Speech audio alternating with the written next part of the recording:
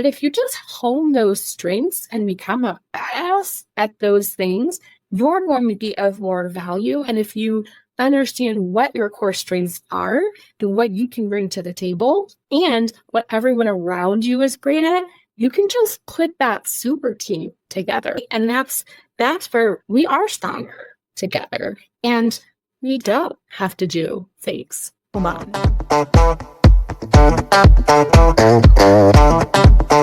If you're ready to start. Okay. All right. Wow. We're actually together in person. It's not a split screen. This is a treat. So this will be episode 17 of Butterfly Bites. And Chauncy and I are here in Austin together at Data Day Texas 25. So it's all day data conferences today. She lives here and I flew in. And so we're doing all the things. I've taken a lot of notes. She's taken a lot of great screenshots. What we thought we would do is just do this like a blitz review for any of you that wanted to come here that couldn't, or you're curious about the topics. We could tell you about what we've learned so far. And there's still a lot going on this afternoon and other things, but this is a little break that we had. So I thought this is the best time. Also, there is an open bar, and maybe this is the last video I'm going to do until we do that. Good call. So before we get into the details, Chauncy and I don't know if I mentioned this on one of our other episodes. So we work together on Tea Leaf as a product. I worked there as a product manager for the data collection and the session replay. She worked for Dell, and we have that relationship. But I don't know if you guys have anybody like that where you've, made friends through working together, you have a working relationship and you just stay in contact. But we're just kind of like blown away at how well we get along. And this is actually like, I think she said we may have met each other once before, but like here we are just having the best time at this conference. And I'm so glad that we invited you on Butterfly Bites and you're stuck. I'm stuck. Yeah, I love forever. I'm happy about that. All right. So I did all the like obnoxious, like nerd girl notes. Do you want to take give some pictures of that for B-roll? I will. No, I fabulous. definitely will. And just all my little chicken scratch. I love to draw squares and things. It. So high level thoughts, and then we'll go into like specific sessions that we listen to. What is your kind of like, one or two key takeaways? Okay, first off, it's Saturday. So I want to make that clear. We are nerding out on a Saturday by choice. On purpose? On purpose. I spent my own money to be here. I spent my own money to be, I didn't have to fly anywhere, but and it wasn't cheap. Wasn't Right. free. The food's good. Great lineup. And I was expecting a good conference. This is pretty much all speakers. There's a little bit of unconference discussions, I think, like breakout sessions tomorrow. Okay. But it's Saturday. So just to like bring that point home, everybody is here because they really want to be. There's not a work trip thing that usually happens on weekends that I know of. I don't normally go to conferences on weekends. So I was expecting like, it's kind of rough to get into this on Saturday morning. And it was not, because Juan blew me away at the 10 o'clock session. And I missed the keynote because I'm in my hometown and it's very hard. I remembered this morning. If you're going to a conference, it's so much easier to stay in the conference hotel. Yeah, because just roll out of bed and go. You're focused on it, right? But I had to deal with home stuff first and then get out of the house on a Saturday morning, which is weird. But I finally got here. First session, 10 o'clock session, Juan Segeda from Data World blew me away. And it's so funny when you start making those connections between specifically the Austin data community, but just the analytics community in general. A lot of us have been in this community for a long time, a decade plus.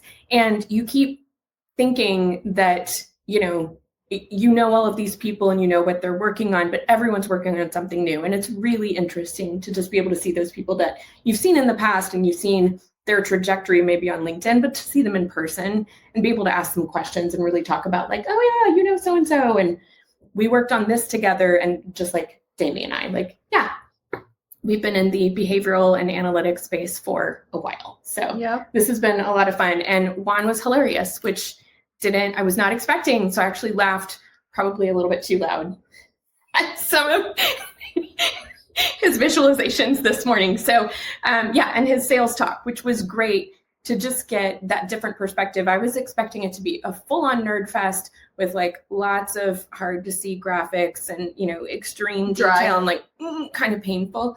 And it blended so well. So that one I really enjoyed. And then I really enjoyed, and here's where I have to cheat and look at my phone. Sorry, peeps. The last gentleman from Snowplow, Alex Dean, he was fantastic. Again, he's a CEO and a co-founder, which you never know. Sometimes they're super visionary and insightful. He was so edutaining that I learned his perspective on perspective, blending that into the agents that they are building and the platform that they've created. So really interesting, brought up a lot of questions for me, but you have way more notes, so I'm going to let you go. Yes. Okay. So I originally set out there was multiple sessions. At each time slot, there's 5 or 6 sessions. So you can choose what you want to go to. And when I first was looking at the schedule, I planned out all graph and all ontology things because that's what I was interested in. But being respectful to my friend and cohort, whatever, I don't know, that, you know, maybe she doesn't want to watch people do ontology development for 6-8 hours. So we tried to pepper in some things that were a little bit not just that. So I think that was a good choice. It was great. Yeah. Well, so here's the 2 things. So my first thought when I planned this trip was, okay, I'm going to learn a lot about ontologies and about knowledge graphs. I'm going to learn about data modeling. I'm going to get the answers, right? I'm going to get the answers. How do we take all this complex data and all this unstructured data? How do we put it into a structure that we can query and make AI systems smarter? These people have figured it out. These are the experts. They're writing the O'Reilly books. Like, these people know. So that was the first assumption I had. And the other assumption that I had was that it was going to be very dry and nerdy and reserved and a little boring. Mm-hmm. And so both of those were completely wrong. So for the first point, I was actually quite surprised, especially even starting off with the keynote that she wasn't able to make. Ole Olsen Bagno, a guy from Denmark, about a metagrid. And what is the metagrid and what does that architecture look like? So much of these conversations that these people are having are very philosophical. Like, his speech was sort of, how do we take library science, information science, the study of how we organize and classify information and really describe our world? How do we take those lessons from that type of methodology and apply it to what we're doing? So I wasn't really expecting to hear people talk about, like, what's the right question to ask? Why do you call this and this is that? Like, even today I commented on LinkedIn and I said, oh, hey, so-and-so, nice to meet you in the elevator. And somebody commented and said, no, where they live, it's called the lift. I'm like, actually, that's a really good point for a ontology or a data modeling discussion, because it's the same thing, but we're describing it differently as humans. And so the philosophical, theoretical, intellectual thinking, abstracting of how do we describe our world, I just really enjoyed that and was surprised about that. The other thing that was quite surprising to me, and I don't know if it's good or bad, these people don't know the answers either. Most of what we're hearing is people describing the problem. This way of thinking doesn't work anymore because of all of these reasons. If you do it this way, this is where it's going to break down. Like, we had one session where one guy was just talking about if you were trying to write a data model to query flight information and you need it to be returned within a second, you have to go through these weird mental hops to come up with the right way to describe it, because the standard, like, I have a flight and it's in an airport, and doing it that way, the query won't be performant enough. So the weird things you have to do, but most of the talk was him describing why it went wrong when they did it this way. So much of the conversations are describing the current problem and why the old way of thinking, where we used to do things, with relational data and, batch or whatever, why those don't work anymore. So that's why I said I don't know if it's a plus or a minus, because on one side, I feel like, great, I'm not behind. Like, I can still learn it too. I might be able to figure out the way, the magic way. But then the other side's like, these people they literally are the ones that write the books. Mm-hmm. They literally have been doing this research and developing this stuff for 20 plus years. Have so many enterprise use cases under their belt where they know why it doesn't work when you do this.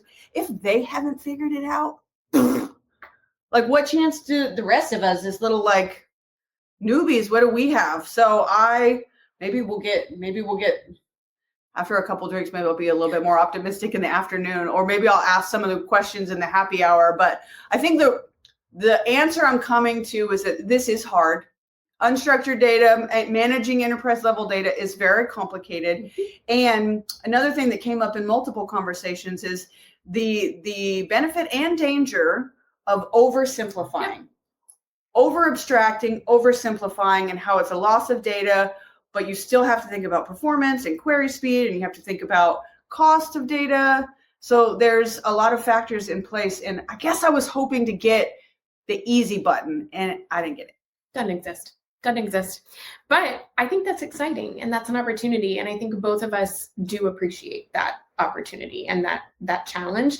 And I think there were so many little nuggets today. That's why I just took a ton of pictures. I'm going to have to distill this. I can't possibly have. And I don't know if we're allowed to publish the slides. I was thinking about that. We'll have to ask. We'll ask if we're allowed to take a picture and publish it. I'm not going to do the like Seth Godin no where you ask for the slides. I might. That one guy, Alex, his whole presentation. He gave his email address. I'm going to reach out to him. I mean, I was taking pictures of almost every single slide. That's when, I asked, he did a session on sensory perception for agents. And I asked him a question about how in the healthcare industry, how you might be able to perceive human emotion and add in empathy. And he didn't have a good answer. He didn't.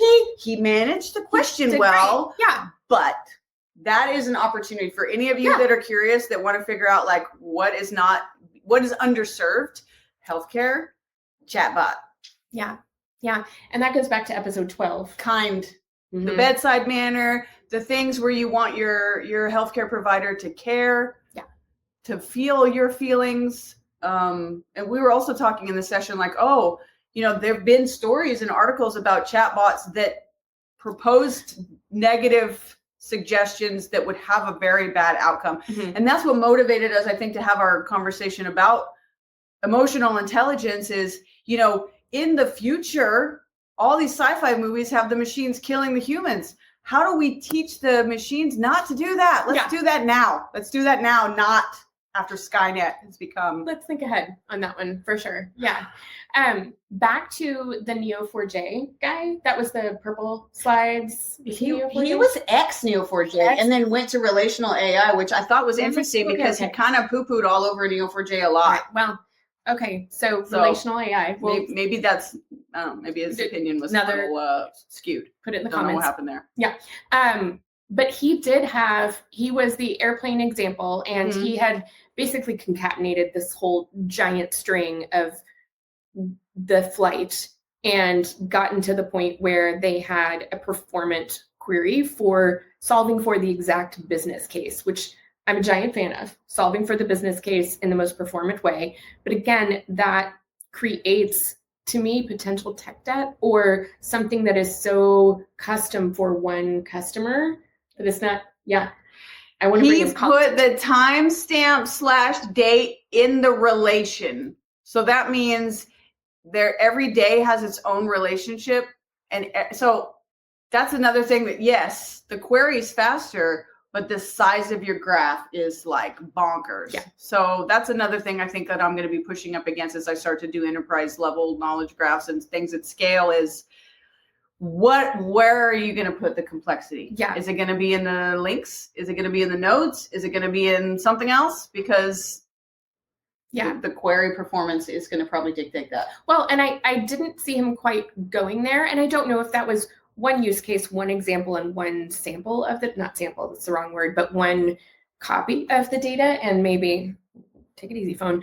And maybe there is a separate copy that is in all of the separate columns, because he did show, that was the same presentation, right? See, this is why I need more time to go through my notes. He did show every paired key and value in their own 2-column table, where it looked like he was going to go to more of a flexible model, but anyway, it just took a different turn for me. So I was not expecting that. And it was very specific. And I thought it's always great when you see other speakers ask other speakers questions. So that one was definitely standing room only and highly engaged. And We that's Diane. stood in the back and did not sit down. And I normally am like, no. I really have to want to listen to be able to stand up. The boots. So I, as you were talking, I found some little like tidbits of things. Yep. Here's one.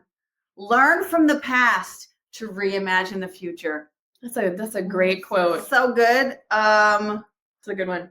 Oh, here's another one. So apparently there was like a person that was a pioneer in how we describe information and digitize knowledge. And it was a woman, and her name is Henrietta Avram. She was the creator of a thing called MARC, M-A-R-C. And the reason why I bring that up is not just because we talk a lot about like women and, you know, the fact that we're just as capable to do intellectual things, you know. Yeah. Mm-hmm. But it's because I've noticed as I've been getting into this data community, when I get to the classifiers, the organizers, the ontologists, the people like me that want to put a label on things and move it all around, it's very high proportionate being women. And I don't know what that is. I don't know what that is. The libraries, we're the digital librarians. We like to keep things organized. That lady that we met this really great lady from Adobe. Adobe.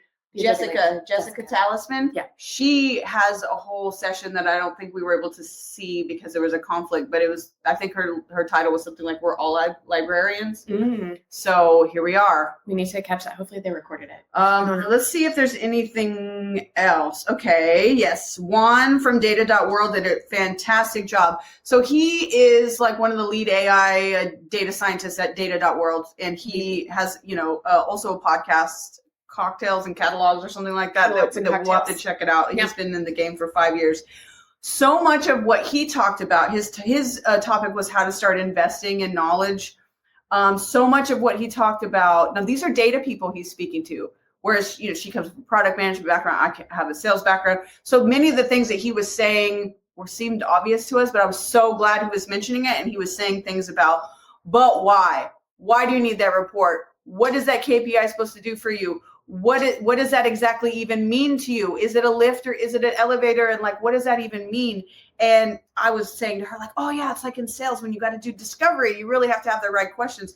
So I loved that because that was the start of the day for both of us, getting our heads in the situation of like, this is not just ETL. This is not just figuring out, do I want a graph or I want a relational table? These are fundamental, like, philosophical questions about the human condition and how we manifest our world into the digital world. And I just love that. And the value. And why, and why, and keep asking why and going deeper and deeper and deeper. And I loved that. Mm-hmm. Here's another one.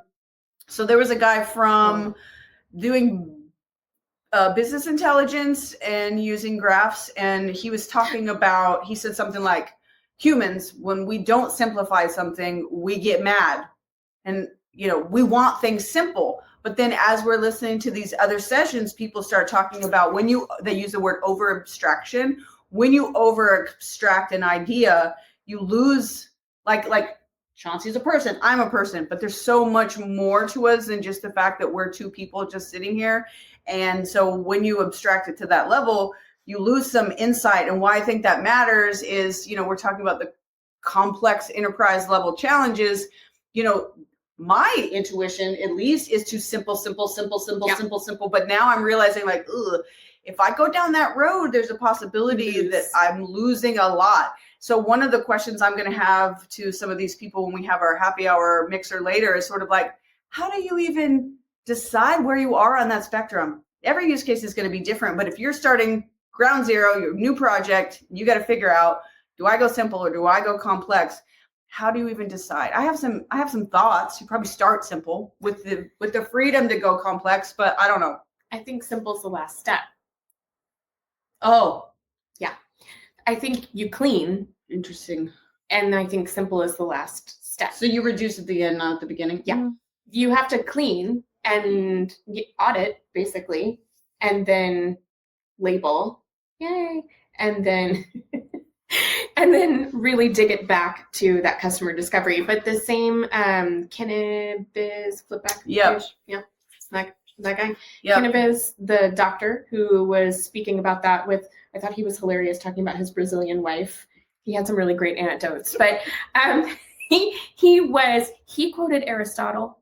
Like he was next level and gorgeous visualizations. But yeah, he had context for what he was talking about on the simplification. And I think when he said don't simplify, you have written don't simplify, because that context is key. And the analogy that he made about his Brazilian wife was really funny. He was talking about someone who got an invite to a party. What does on time mean? It's different in every culture, I guess. Yeah, apparently Brazilians, if you get and I don't know this for fact, but it kind of rings true from some of the Brazilians I know. If you have a 7 p.m. dinner party invite, no one's showing up until 9 or 10 o'clock. And if you show up at 7 p.m., apparently the hostess is still going to be doing shopping and preparing, or the host is still going to be preparing the actual party. So yeah, and I grew up in Texas with like militant people were 15 minutes early. Oh, if you're not early, you're late. Yeah, that's my husband, and that's Texas. My whole family. Texas will do that too. For sure. Yep. So speaking of that guy, this topic came up more than once, and I it's weird, but I thought I would bring it up. Yep. The difference between the Western way of thinking and the Eastern. So that lady that we met in the line also said that. So the 6 thinking hats. His conversation was saying the West way of thinking is like, I need to describe something. And the East way of thinking is like, no matter how well you describe it, there's a loss, right? So this is a notebook. Is it a notebook, or is it a portal? It's a genius. So okay. You may need less coffee. So there's also a lot of terminology that I think some of you may have heard that is kind of new to me. Knowledge map, knowledge base, knowledge graph, data mesh. Data mesh was fabric, new. Yeah, that was data. New. The lake. iron thread of what was his? Do you want to describe what that is? The iron thread. I do. I kind of remember that. Hold on. I know the answer, but I got a picture. This one was great. The singly solved use case. I love it. Yes, and I had never heard this. The iron thread approach to connect a specific business need to the technical data and take the architect elevator, which is apparently a book by Gregor Hope. This is why I take pictures, y'all, because I can like annotate them with the names of things to look up on later. But yeah, to get down to the engine room from the engine room. To be able to be at the lowest level and to talk at the toppest tippy toppest level, top floor. Yeah, and to really be able to, it's basically prioritizing that most important, impactful use case with your data and start there. Yes, the inverse of that is don't boil the ocean. We've heard that multiple times, and I've even said that over. And I think that's because that is one tactic to deal with the overly complex situation we have with the data at the enterprise level, is that you can't do everything. So the iron thread means you just start with one really solid use case. And in my world of working with CDPs, customer data platforms, if I go into a client and they say they just bought Adobe's Experience Platform and they want to be able to do marketing use cases, we always say, like, pick one. Who's got the budget? What is a use case that we can win? Because as Juan was describing it, he was saying it's not just about getting a win. It's also about, you need to figure out who are the stakeholders you can talk to. What are the questions to ask? What do they care about? It's all the business stuff around the data. And I think if I had to say so far one takeaway, it's that the data management is not a technical problem. It's a business transformation problem. Yeah, not that the tools don't enable it. They do. But success involves more than just what ETL tool you've got. I think it should start as a business problem for sure. And I think that's what you're touching upon is, it is technical, but it should start as a business. And I guess it's obvious to me because I do that for a living, and you as well. Yeah. And maybe they brought that flavor to this conference because it does seem to be a lot of like data engineers and data administrators here that may not necessarily know why you want to ask the buyer. They may not be forced to think about it. They may not necessarily have those gears running, or it could be these are experts in the field and they do know, guess what? You have to get alignment across the other teams. You cannot just, brute force your way into like, hey, I've got this new thing that's going to do everything. And what was that lady's name? We met this lovely, super sharp, smartest woman. I'm going to definitely connect with her. Yeah. She asked really good questions about things that change over time. And the reason why she asked that is because she's a VP of engineering and she understands and she knows the real production pain of what happens when you build something and never stays the same. Mm-hmm. So she was asking like, okay, you're bought into all of this that you've done. Now what happens when your requirements change and you're going to gut it all? Is that what you're going to do? And I thought that was a fantastic question. She's here with her daughter. And I think another thing that's been just really good for me is just how friendly people are and like open. And maybe it's because it's not a sales conference. Maybe it's a Texas thing. But a lot of conferences I see people are very guarded, maybe because they don't want to be sold to, or they've got their own agenda and they just want to just be with their team. But people seem very relaxed and there's laughing in the rooms. A lot of laughing. And that's before the bars. I mean, so 10 a.m. I was cracking up. But that's also she said she loves knowledge graphs. I get credit for that. I love it. I'm so happy. Thank you for dragging me. Yay. But I think it's also because it's a Saturday. And I think there is a certain vibe of we have definitely chosen to be here. This is not, not just a work trip and convenient because there's customers in that same city, that yeah. So why don't we wrap up with this as sort of, and I actually don't know what this is all just improv right now. Sure. So what motivated you to come to this? You, first off, and meeting you in person. That's like a huge thing. And I would love to do more of that.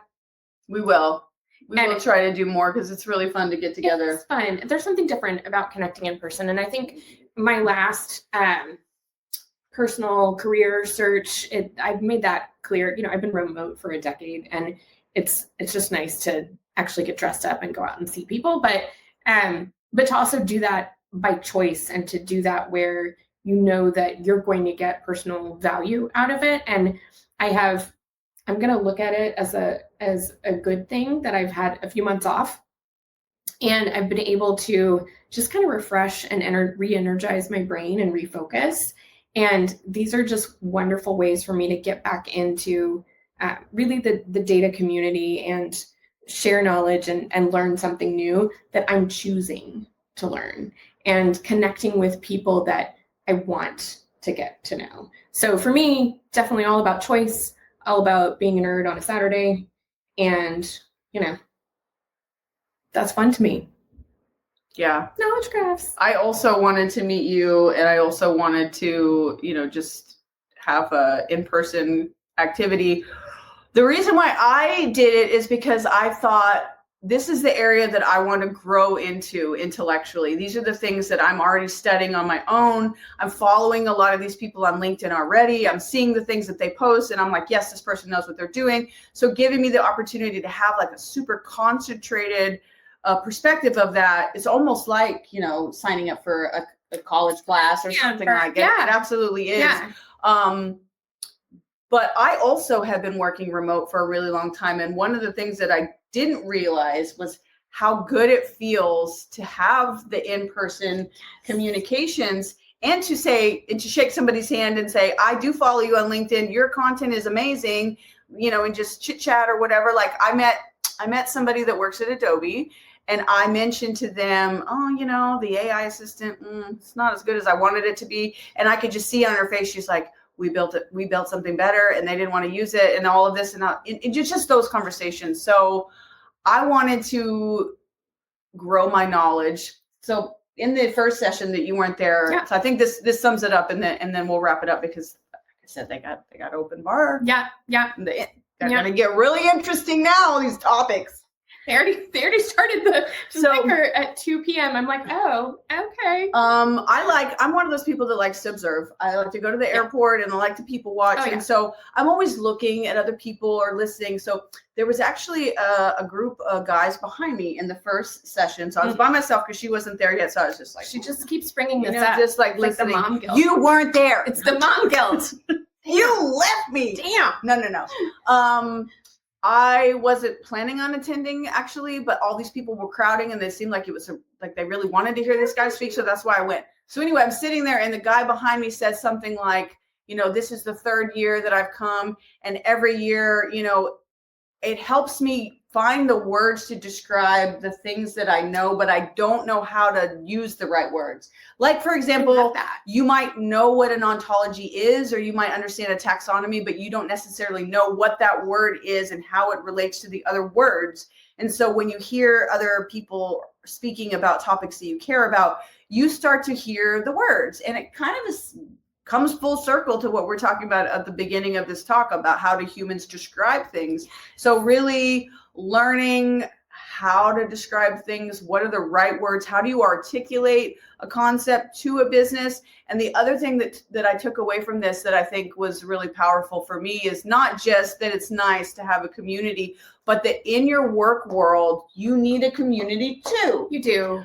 I have always thought I'm going to be the superhero. If I can write the code and I can get access to the tools, I can do it all on my own. I can make the deck. I can do the research. I can do it all on my own. But that maybe if you're in a startup, that's fine. But when you're working enterprise level, you have to know how to interact with the different teams, how to break down the disagreements, how to get alignment, and those things are still important, even more important now. Okay, you're touching upon my favorite subject right at the end, and we don't have time to go into this, but we'll do another one. Yes.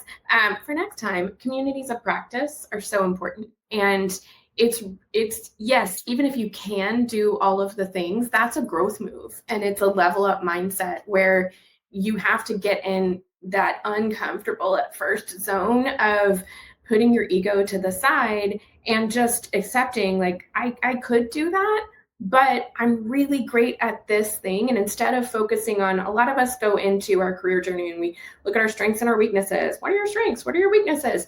And we focus on those weaknesses. We always focus on the negative. I mean, this is like voice of the customer, right? Like upskill, like I need to get better at. And it's like, actually, maybe a couple of those things, but if you just hone those strengths and become a badass at those things, you're going to be of more value. And if you understand what your core strengths are and what you can bring to the table and what everyone around you is great at, you can just put that super team together, right? And that's where we are stronger together, and we don't have to do things alone. And that is what's great about, even if you have no resources and no team, which I've been in that situation more than once, finding the people around you that can help you, or your favorite GPT that can help you, as long as you fact check it. That's, that's where we are, right? So, yeah. And so Day-to-Day Texas has a LinkedIn page. They also have a website where you can see all the sessions, and you can, even if you didn't attend, you can see the things that we're talking about. You can connect with those speakers on LinkedIn. You can connect with us. You can come here next year. Maybe we'll be here and we could all do a thing together. So one other thing that we're going to try to do is, depending upon like the vibe in the room, we're going to try to interview people while we're downstairs, but maybe not. Or maybe we'll do it. We'll reach out to them and we'll do a follow-up episode or something like that. We've made some good connections, but all in all, I feel like this was absolutely worth my time. Austin's great. I'm just so happy I just had to come downtown and meet with you and show you around. Yeah, and there's a lot of tech people in Austin that I didn't know about. So now I have the connection, like virtually, where we can kind of like connect with these people. Yeah. So anyway, we'll post some more things on LinkedIn. It was for those of you that coordinated this event, it was super fun. Yes. Great. Yes, and so we're gonna go to the afternoon sessions, and we'll see how it goes. Awesome. Thanks.